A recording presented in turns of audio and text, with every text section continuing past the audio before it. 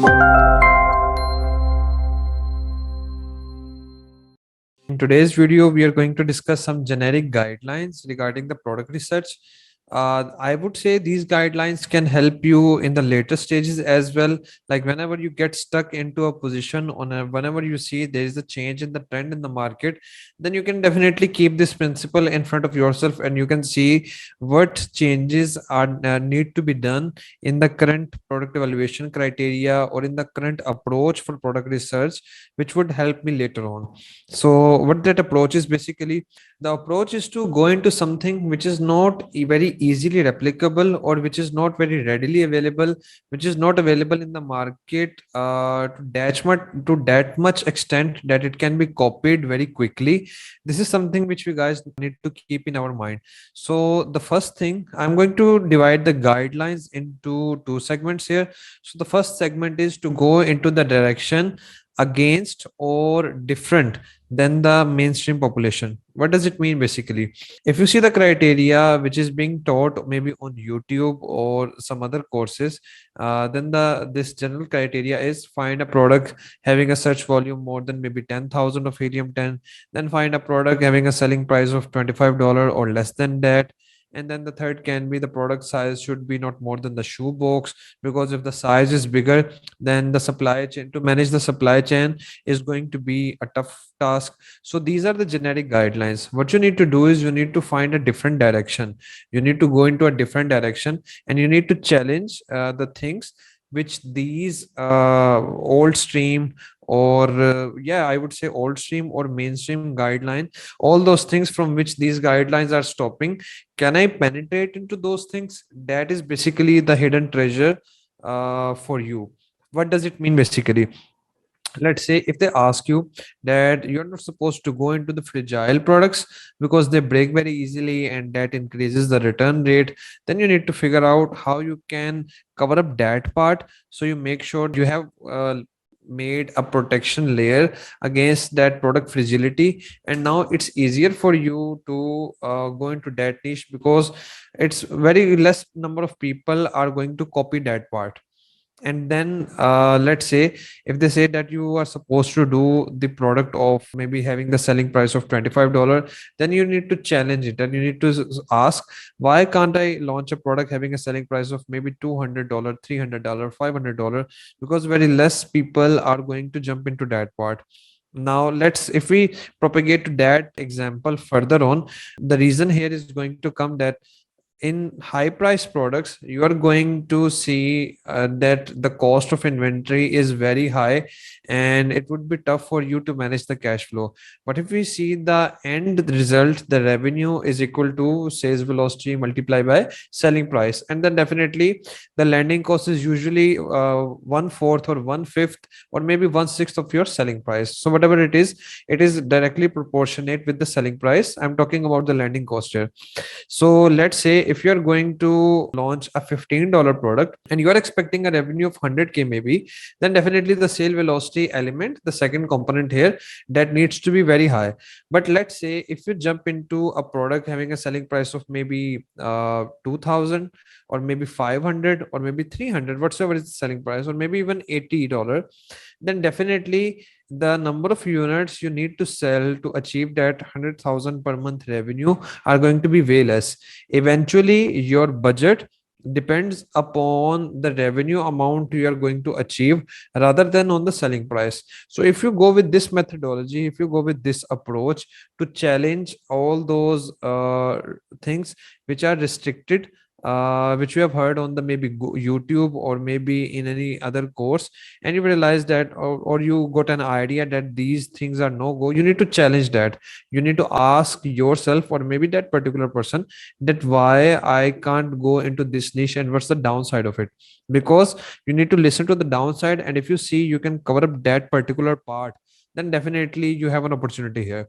So, having said all this, I'm going to divide the product research guidelines in two segments. The first segment, which I told you, go against or maybe go in a different direction than the mainstream population. What does that mean, particularly in crystal crisp points? So, the first point is always go with the high price product, at least products with a selling price of $50 plus. Why is the reason behind that? The reason is that we have observed the PPC is becoming comparative month over month. I won't say year over year. I would say it month over month. In maybe next 6 7 months, there are some niches where the PPC competitiveness goes crazy, and it does not stay viable for you to depend on the PPC part of marketing only. So for that reason, you need a cushion in your selling price and in your profit. And for that part, you need to go to the high price product, maybe $50 plus. And then the second thing is try to go with the products having design patent, and specifically that patent, if that patent requires to develop or to make a new mold, which definitely has its own timeline and time duration to make all that mold part. If you go with a product with a different mold, like I was telling you in the previous videos, there's a stress ball which is in the round shape and which is very commonly available in the market. And then you go with the for a stress ball which is maybe in a toy shape, or maybe in a small mini bus shape, or then again in a mini doll shape, whatever it can be shape is depending upon the audience demand. If you go for that product, you need to have a different mold, and it becomes difficult to copy that mold, because definitely then you can go with the exclusivity with your supplier, or maybe for the protection agreement, the NNN agreement. But then again, that is going to be something against the mainstream, something in a different direction than the mainstream. And then the other part is, people always, even if they go with the high price product, they always try to avoid the bulky products, like the products with the huge sizes and all. But if you figure out the supply chain of those products, those are kind of in my guidelines right now. Like, go for the bulky product, go for the products which are hard to manage when it comes to the supply chain part. But definitely once you get sort that particular part, then that's a barrier to entry in the market. Then again, go into the electronics product, maybe the products which require battery and which require you to manage and arrange the hazmat certificate, the hazardous material certificate. But then again, not everyone is going to look for that particular product. Or maybe go into the niche which require the organic certificate, or maybe the FDA certificate. These kind of products, you would see that after you do maybe a struggle of 2 3 4 weeks, you would be able to crack whatever the particular certificate required for your product. But then again, that's going to make you enter into a niche which has already has a barrier. Like, I am working into niches which are gated, or which has some kind of barrier. Maybe those products are not viable enough to source from China. So if you want to launch that particular product, you need to contact the supplier of any different country. Maybe that product is in the gated category, maybe that product requires a FDA certificate, maybe that product requires another certificate, maybe that is a battery operated product, maybe that is in the electric products niche. So these are the guidelines. These are something for which you don't need to do any such kind of development, but you need to put more effort to smoothline the product launch stage. And there is one or two maybe additional steps in the launch of that product, but that makes the journey, or that makes the launch and the post launch journey much more easier as compared to launching a mainstream product which is easy for everyone to copy, like a simple silicone or maybe plastic product, a product with the selling price of maybe 10 15 $20. Previously, we used to analyze that PPC competitiveness approach by checking the conversion of that particular niche, and then by checking the suggested PPC and suggested cost per click. But now the issue here is, let's say if we have analyzed the cost per click or the suggested bid of the PPC maybe in the month of March, and then you are going to launch that product maybe in the month of July or August, the PPC is going to become competitive in this time duration, and that can kind of jeopardize all of your calculations. So that's a risk right now at which the PPC is becoming competitive, specifically in 2022. So the guidelines, the segment one of the guidelines which I have mentioned to you, those are pretty sweet spot to enter into the market right now. Another different approach or another different option in that particular segment one which I'm just describing right now is, to go for the products which are much higher price, but its search volume is pretty low. Like let's say maybe when the main keyword has search volume of 3000, 4000, yeah, but the selling price is around 300, $400 or similar to that. Or you can adjust the selling price maybe according to your budget. We are going to share the ROI and the cash flow estimation sheet and the budgeting sheet later on in this journey. So what you need to see here is your selling price, and then again your number of units sold per month going to fit for your revenue. Usually majority of the audience kind of reject the product which has search volume, the main keyword search volume is less than maybe 10,000. So if you go into that spot and find a keyword, find a product which has the minimum search volume, the main keyword, I would say like 4,000, 3,000, something like that. So that's also going to make you enter into a sweet spot. And these are all the things which I've tried and explored, and these do have potential to kind of put a stoppage to the increasing competition which we see in the mainstream products.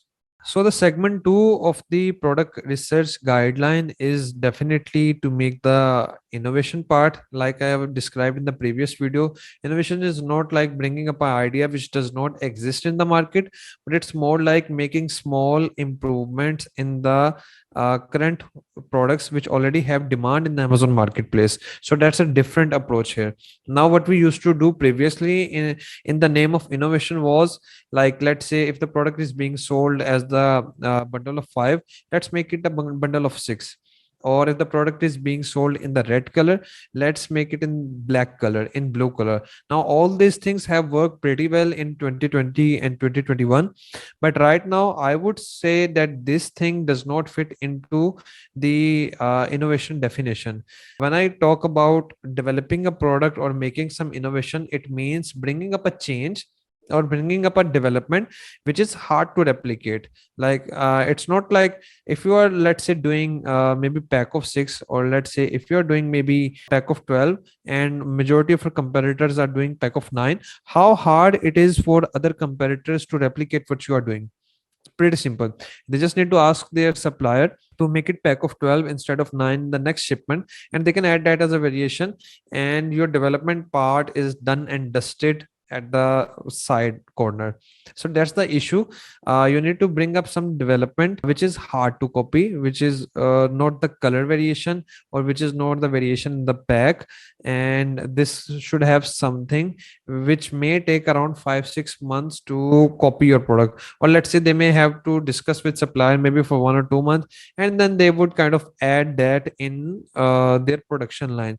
So this would allow you to have enough time that once you go aggressive with the marketing, you can establish your position in that particular new developed product. So that's very important here, and that's something part of the guideline. So once you analyze the product or do research or analyze the market, how you can penetrate into it, you need to reject all those small improvement parts which are very very easy to replicate. Specifically, I would like to mention here the color variation. It won't be like color adding more colors, but it's like if everyone in the market is selling red color, let's jump with the blue color or maybe with the black color. So that is not something we should label as the innovation right now in 2022. Yes, it used to be the case in the previous years. And then the second is changing the pack size, the pack color. You need to come up with something more than that. How we can do that? Definitely we are going to discuss those in the later videos. Thank you so much for listening, and let's jump over to the next video here.